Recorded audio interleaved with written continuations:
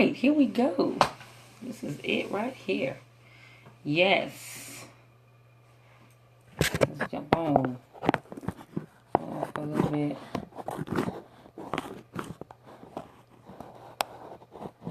Hello there, CM3834. I need to know your name because I do not know your name.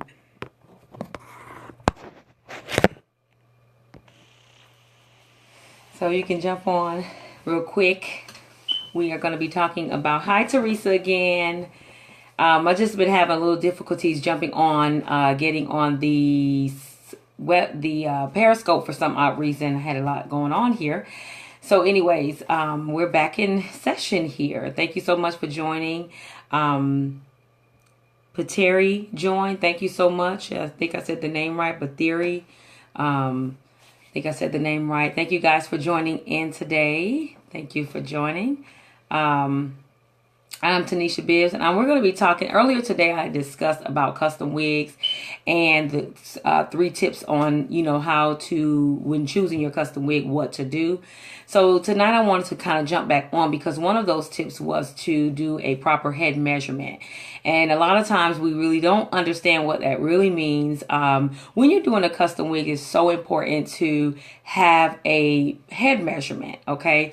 So what I'm going to do is I'm going to kind of show you a demonstration on the head measurement. Now, there's plenty of things that this will play a good factor in. One is your head. If you have your head, like we have some people who have dreadlocks, and they can wear custom wigs as well. They just have to pin them back. So a lot of your head measurement is going to be determined by how much hair you have.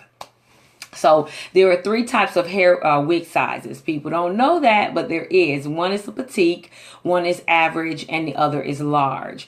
Most people's head is average. So when you get a petite head, you're looking at 21.5 inches on the measuring tape. Okay, and that looks about right. Let me show you. Right here, about right here. Okay, and then you got to look at it as it looks like this.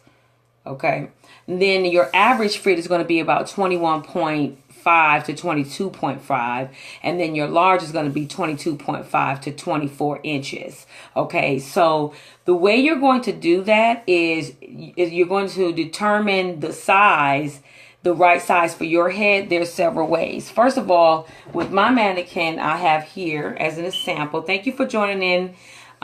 With my mannequin, this is a sample, okay? And so what I did was this is how you're going to do on your head. You're going to actually pull your hair straight back the same way I did and put it in a ponytail. Now there's a bone right here. So if you take your hand right now and you put it here in the back of your head, there is a bone right there. That bone is called the occipital bone. Okay, so when you're touching the occipital bone, what's going to happen is you're going to see it's going to be either protruding out or kind of protruding down or up a little bit or in.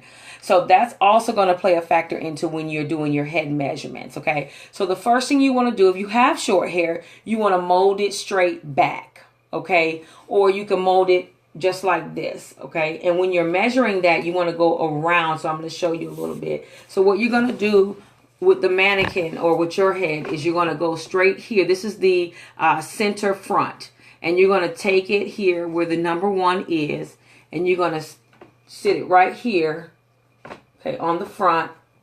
Then you're going to go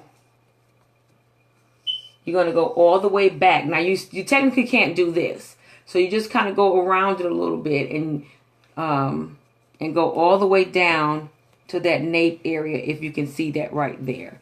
So you're going to go down. This is the nape line. So you're going to go down. So technically her head circumference, or from front to back would be a 13.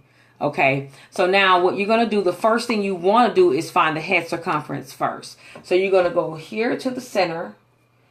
You're going to go around the hairline, over or above the ear. You're going to go right down at the nape area. And it come across just like that. Okay, okay, just like that. come around the ear line, and you're going to go just like that. The same thing they do with babies when they're taking their head circumference at the hospital. You're going to do it. So this right now, her head circumference is round about a 20.5 inches. Okay. So that's what her head circumference is. Okay. And then that's how you find that part. That's the head. That's called the head circumference. The next thing you're going to do is you're going to go from front to nape. Like I showed you earlier, you're going to go from front to nape. And that's going to also give you the actual head circumference as well. Because your head circumference goes around. But this right here from nape to back, it's going to give you the head measurement. The next thing you want to do is your nape area. Nape area is very important right here on your nape line. It's very important to get that measurement because you don't want the actual... the net to go all the way down here. So you want to go from right here from start to finish, and you would see that that's a number 5. Okay, so when you're on doing an actual measurement, you take the same circumference that you did, the head circumference, you take the same front to nape, and then the actual nape area, and you actually put that on the wig cap. And that's how you're going to measure it. So you'll know where to stop, where to start. Because if you just go ahead and just sew it, it's not going to fit the client or the customer's head.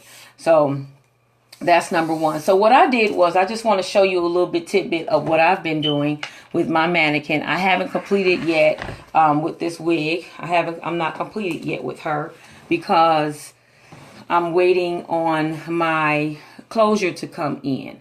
So basically, what I did was when I measured the client's head, I did the same thing I just showed you all. Okay, and that's how I laid my tracks. I laid them according to how her circumference was basically, and then I did from well, I didn't do it. She did it because she's not here.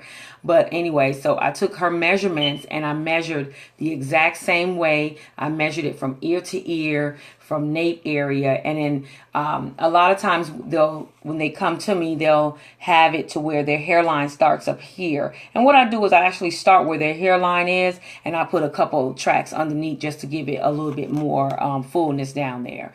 And so that's what. And so the closure is going to actually go right here. Okay, the closure is going to go right here, and then everything else is going to kind of fall in place with this wig here. So this is a long wig piece here, and then once I'm finished with it, it's going to be nice, and I'm going to shampoo it and revive it back for her. That's for one client. Then I also have another client that I'm doing another wig for, and she wanted her hair to be a little bit more tight. So here's the other hair that she's actually going to be using. This is a 24-inch. So she did 24, 20, and I want to say 18. And I have an actual closure that looks this way. I'm just waiting for my closures to come in. So once this is finished, she can wear it however she wanted, however. So anyway, so that's really my scope tonight. I just wanted to jump on real quick just to let you all know that's basically how you do a head measurement. And, it's so important to have head measurements. It's so important to have head measurements when you're doing a custom wig. I hope this information was, informative for you. Thank you so much for the hearts. I greatly appreciate it. But I hope you was able to learn something a little different today. One thing I love about custom wigs is actually I'm wearing a custom wig. So this is a custom wig that I'm wearing that I made, and I love it. I mean, it don't look wiggy. It don't look like a wig. A lot of times I get a lot of questions about that, and I just love doing wigs. So I just want to throw a scope about it. And thank you so much for tuning in. Tomorrow I will also be doing a scope about how to take care of your natural hair on while you're wearing your custom wig. Until then, y'all have a good night. Thank you for the